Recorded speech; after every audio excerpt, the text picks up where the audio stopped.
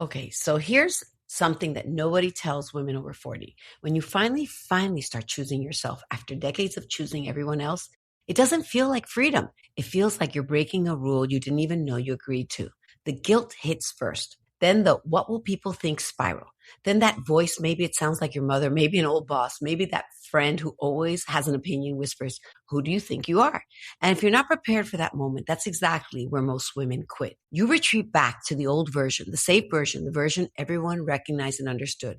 I almost did more than once. Today, we're talking about something I call the messy middle that's disorienting, uncomfortable, totally normal stretch between who you've been and who you're becoming. If you've been listening to the first episodes and you're beginning to make changes or even just thinking about making changes, I need you to know what's coming, not to scare you, but so you don't mistake the turbulence for a sign you're on the wrong path.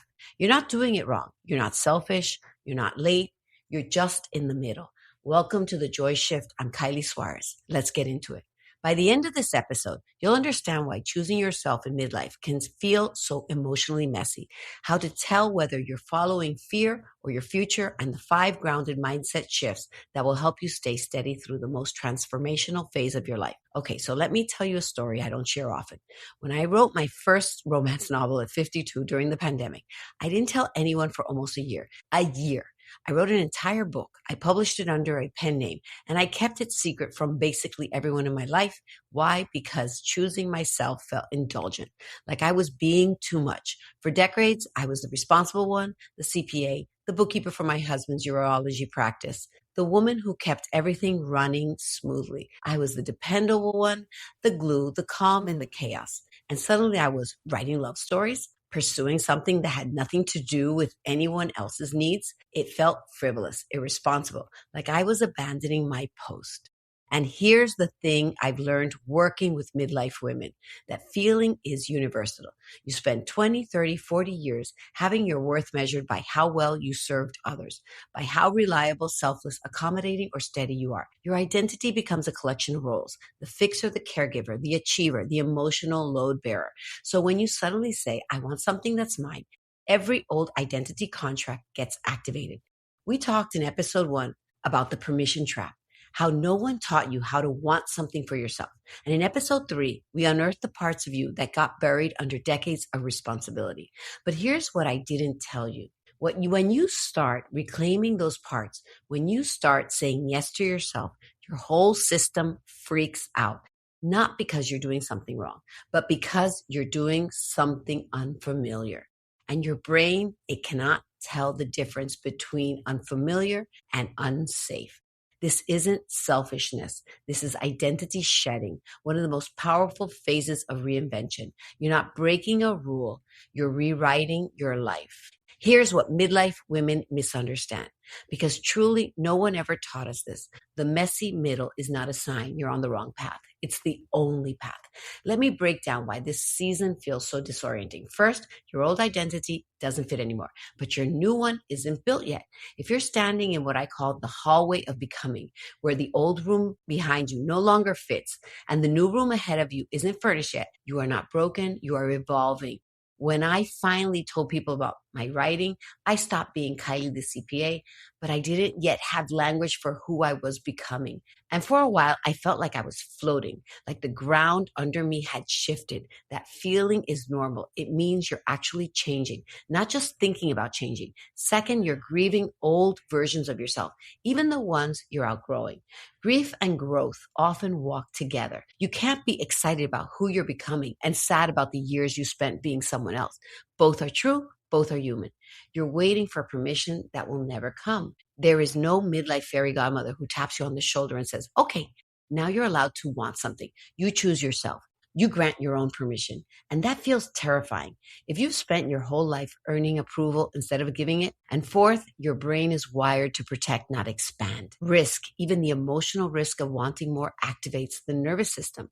Your brain throws up guilt, fear, that tightening in your chest, not because you're making a mistake, but because you're making a change. Midlife, neurologically, is actually a rewiring season. Your brain and identity are shifting to support purpose, meaning, and autonomy. No wonder it feels wobbly. The old identity has to loosen its grip before the new one can take hold. And in between, it's messy, it's uncertain, it's uncomfortable. But discomfort is not a sign you're lost, it's a sign you're in transition. Okay, so now that we've named why this feels so hard, let's actually talk about what helps. Because I'm not about to hand you a good luck out there pep talk and send you on your way. There are tangible practices that make the season more navigable. One, name the guilt out loud.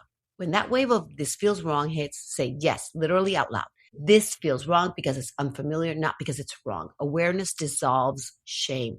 Naming it reduces its power. Two, create micro choices that signal your new identity. You don't need a dramatic announcement. Small moves create internal scaffolding. 5 minutes of writing, a walk alone, signing up for a class, sharing a dream with a safe person.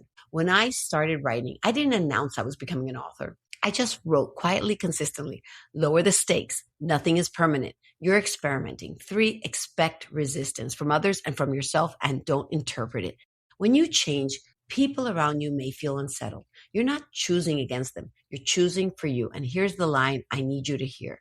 Their discomfort with your growth is not your responsibility to manage. You can be kind, you can be patient, but you cannot shrink yourself to make others more comfortable. That's not love, that's self-abandonment.